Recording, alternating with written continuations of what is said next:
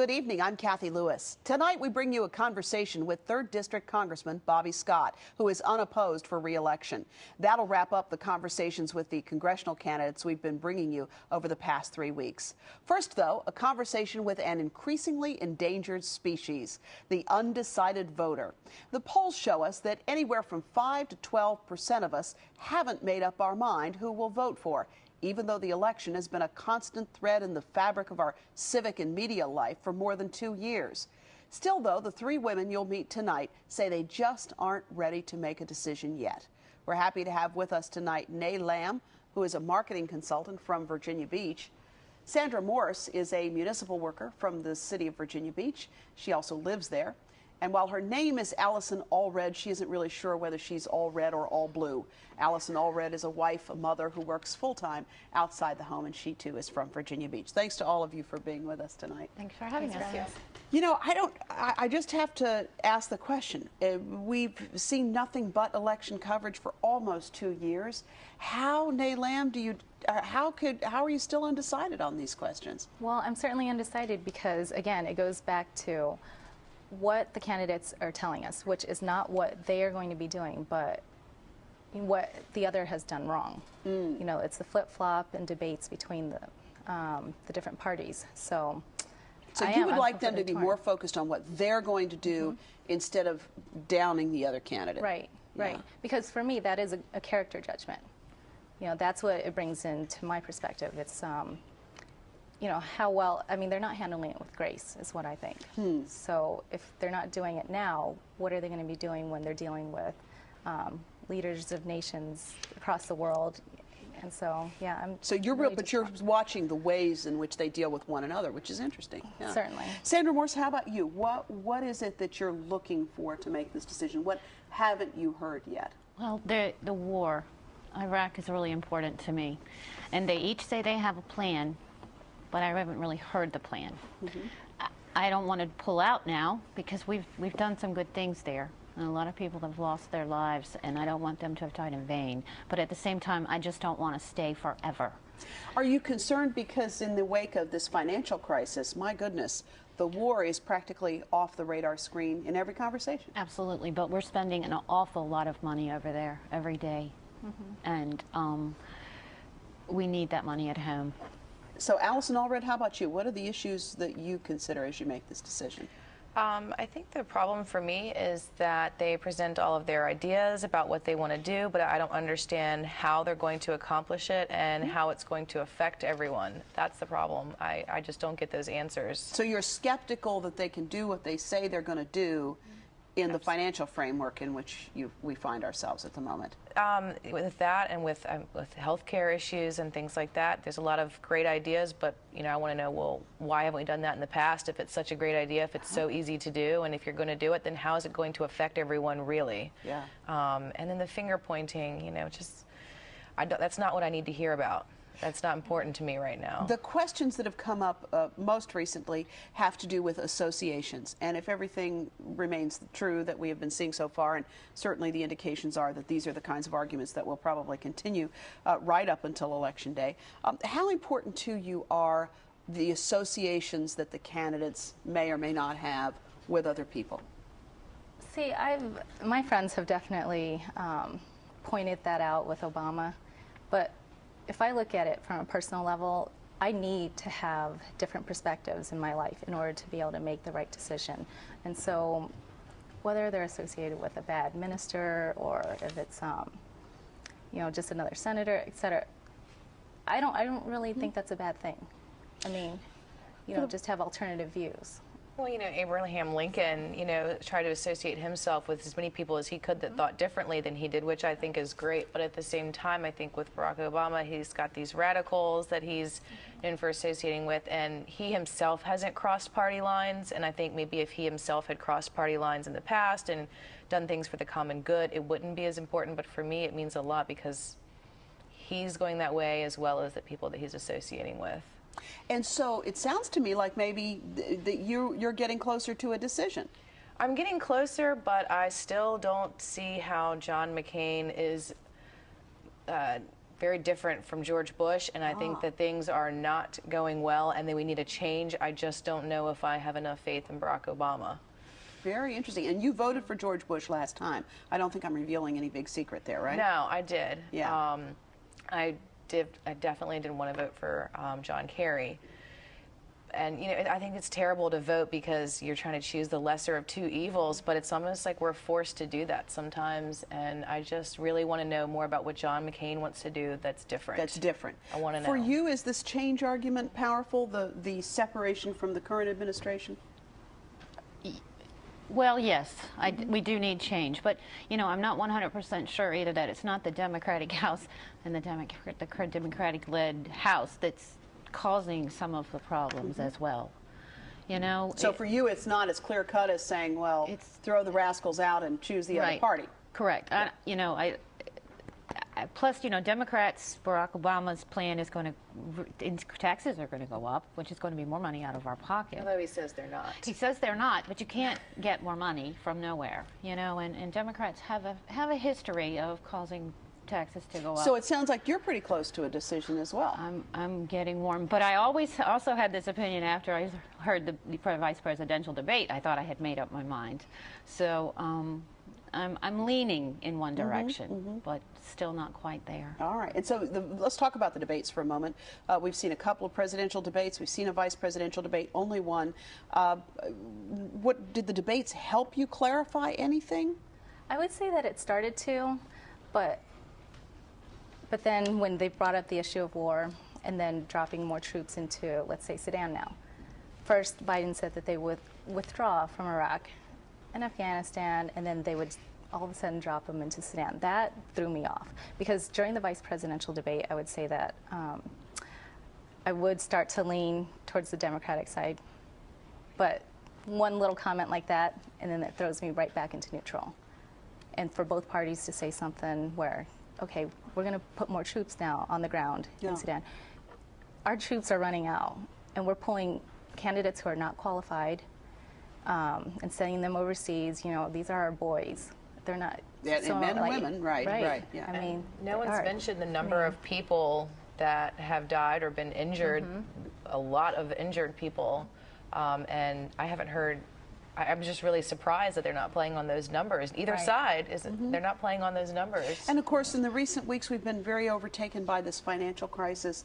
Do you feel like you have been satisfied with the responses that you've seen from both of the presidential candidates on this issue? Admittedly, this for the moment is on George Bush's watch in terms of his position in terms of how to respond at this moment.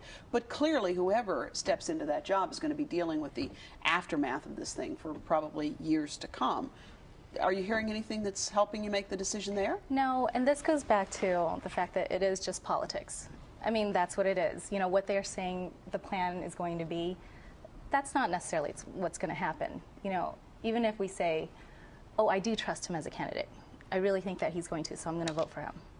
That's not true. I mean, it's politics. It's all a part of the game. You know. What so it sounds like you all have this sense that, because what I hear you saying is you're very skeptical of what people are telling you. So you really want clarity on it. You are at the point where you really, all of you, defy most of the standard rap on an undecided voter, because that's usually they're less educated, they're less informed. That's what they say about the undecided voters. But it sounds to me like you all are quite a bit different than that, because it sounds like you have researched the position. We've watched. I read about it every day. As a matter of fact, Nay and I were talking earlier. We had taken a couple of days off from any news, any paper, just to take a vacation, because it's so much on our brains. Yes. Now, as you think about these debates, one of the things there's been great debate about, you should pardon that pun, is how to get the most out of a debate. What sort of format would be most helpful? So as you look at the kinds of debates, we've had one that's town hall, we've had one that's sort of behind the podium. The questions have been very controlled. What do you want to know? What sort of format do you think would most effectively tell you what you need to know about the candidates for public office? I don't know. I like the vice presidential with behind the podium. I like that, and I like the moderation where it was, you know, it was very pointed, and they tried to keep them on track, even though I know that they got off track. But it leaves little room for, I guess, deviating from what the true answer should be. I mean, that's just my opinion. Yeah, I like the town hall. It seemed more like a conversation like what we're having right now, and the people got to ask questions. Now I know that they were approved and they were read through, but you know, I liked seeing the people's faces, and I thought that, you know, the questions coming from the people looking directly into the candidates' eyes, I thought that that's pretty powerful. I mean, talk about going for your boss, who's going to be your boss, right? I thought that was great, and yeah, I think Tom Brokaw did a good job, but. Yeah, he kind of got some dings for that. I thought he did fine. Sandy, how about you? I like the town hall. Yeah. I like the one-on-one. And as you say, the questions are sifted through, and why? Yeah, if you're a candidate and you're going to be my president, why can't I ask you a question that you haven't heard yet? Yeah, why do you have to practice the answer? Yeah. You should be prepared for that. Exactly. Yeah. And when you say speaking to the people, one of the things I noticed during the vice presidential election was Palin looked at the people, she talked to the people, she talked to the camera. Biden did not.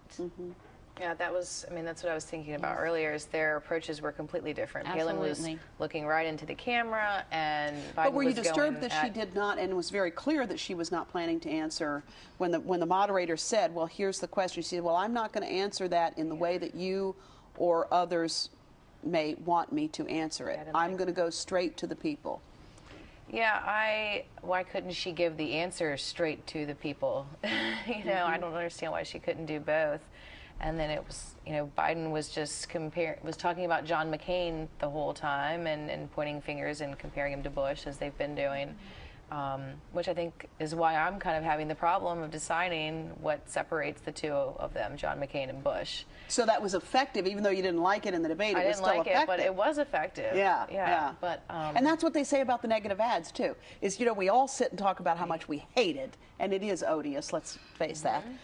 But it also works, or they wouldn't be doing it every time. Right. That's true. Like with the tax credit that John McCain is proposing, the $5,000 back, and then, but what about he's going to tax your benefits and things like that? And I'm like, oh, I wouldn't have thought about that if you hadn't said that. So I'm glad he did, but at the same time, it just needs to be tasteful. Sometimes it's more tasteful than others. Have you ever gone to any of the independent organizations online? I'm thinking about factcheck.org, those kinds of organizations where they sort of sift through everything, and if there's an allegation made, they sift through to find out what's true from what's not true. Are those kinds of places helpful to you in making a decision? I wouldn't say that they are, just because you can check 1,000 different sites, and I think there's always a bias in one way or another. Exactly.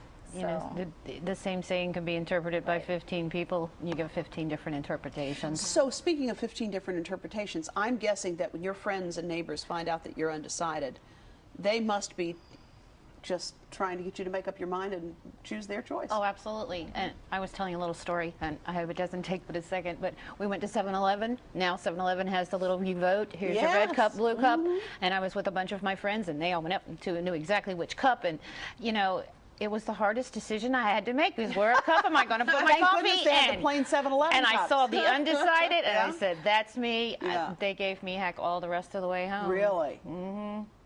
That's Yes, interesting. they did. And they were equal numbers, so they were each trying to give we had a very heated political discussion on the way home. Of course, I heard everything from both sides, but, you know. So what's the question then that would really help you make up your mind? I mean, is there one question, say, you know, if I could just get clear about that health care thing, then I'd know. Is there one issue or one area that you feel like you really need to understand before you make your decision? I don't think I have one question. There are so many things that are important to me. Education is important to me. Healthcare is important to me. The war.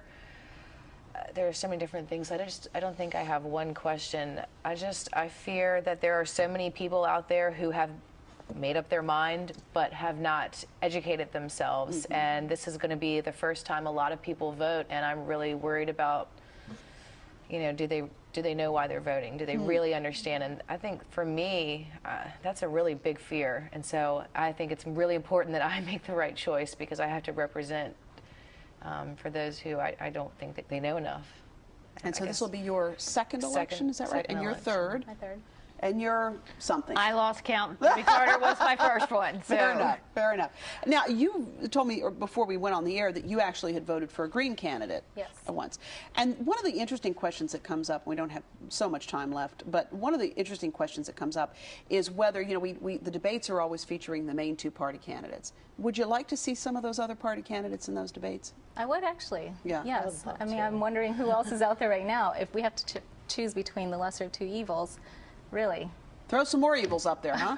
Yeah. So give me another option. Yeah, I think it's really sad that we don't get to learn more because they don't get as much funding. That really bothers me. I mean, there are so many other people out there, I think, that, you know, would do just as good or bad a job as the next guy. And just because they can't get as much money, I really would like to know more about them, too. And yeah, and a lot of times the debate organizers make decisions around thresholds, polling data and thresholds and that sort of thing. But I don't know. You know, it sort of seems like if their name's going to be on the ballot, it'd be nice to. That's exactly right. Yeah. If your name is going to be on the ballot, you should be up there to get your point across. Maybe the best candidate. And it's not fair that you have to really almost choose Republican or Democrat because it's not going to.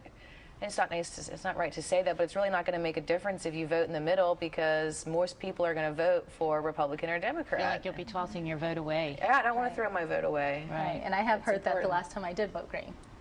They said, they said you threw your vote away. Yeah. That's why I have friends who said they're just going to vote for somebody else, and you know, I think if a lot of people started doing that, it would be great. But there's that, you know, I have one vote. What am I going to do with my one vote? And it's a precious thing, isn't it? Absolutely. Absolutely. Well, do you think you will have this decision made before Election Day, or do you think you're going to walk into the polls and just do what seems right? Unless I am decided. You won't vote unless you've decided. No, it's not fair.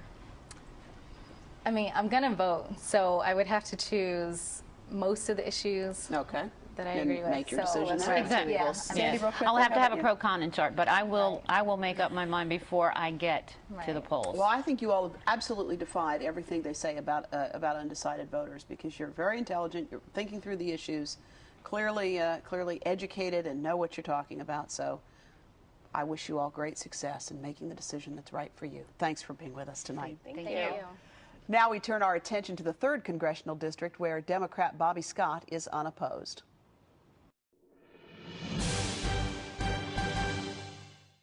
Welcome back. I think it's fair to say that voters in the 3rd District have far less to be undecided about because Congressman Bobby Scott, the incumbent in the 3rd, is unopposed on this November's ballot. Congressman Scott, thank you for being with us. Well, it's good to see. I hope they're not undecided, but we'll see. I feel confident in your reelection. We'll put it that way. We can probably say that with some degree of assurance. The most vexing problem for you in the last month or so has to have been this bailout. It was a problem. We have a problem. When banks aren't lending money, when homeowners are losing their homes, we have a problem. The question I had was, how does this solution somebody came up with solve the problem? And when you ask the question, all you get is a recitation of this, there is a problem. Yeah. How does this proposal solve the problem? Well, you must not think there's a problem. There's very little discussion about whether or not the bailout bill was the best way, not only the best way to address the problem, but whether it was addressing the problem at all. So everybody agrees there's a problem. The difference was what we do about it. Anybody who's been following the economy would recognize there's a problem because there's been no job growth under this administration for the last 8 years. If you just simple arithmetic, the worst job growth since the Great Depression. No president since Herbert Hoover has put up job growth numbers worse than this president. When you look at the budget, we started this administration with a great surplus where we had the ability to address all of our needs. In fact, the surplus was more than the $5.5 trillion 10-year surplus was bigger than the Social Security shortfall for the next 75 years. That's $4 trillion. The shortfall for Social Security. 75 years, $4 trillion. We had a $5.5 trillion surplus. So we're fiscally sound. Those 10 years now look like they're going to come in at about a $3 trillion deficit, a swing of $8 trillion. You know, the Appropriations Committee only appropriates $800 or $900 billion a year. So on an average, that's about all the Appropriations Committee does. There's a lot that doesn't go through the Appropriations Committee. But, I mean, that's about all the work, including defense, that the Appropriations Committee does every year. This did not happen overnight. Right. When you have fiscal irresponsibility and no jobs being created, you shouldn't be surprised that bad things happen in the economy. And yet, as we sit recording this interview, it's pretty astounding to have to ask the question, now that you've passed this, not you, now that Congress has passed the $700 billion bailout, what are we going to do to solve the problem? Because now we are looking at a world well, the fact that problem. anyone would actually have to pose the question that you spent $700 billion trying to address the problem, and now that you pass it, now what are you going to do to address the problem is an absurd question.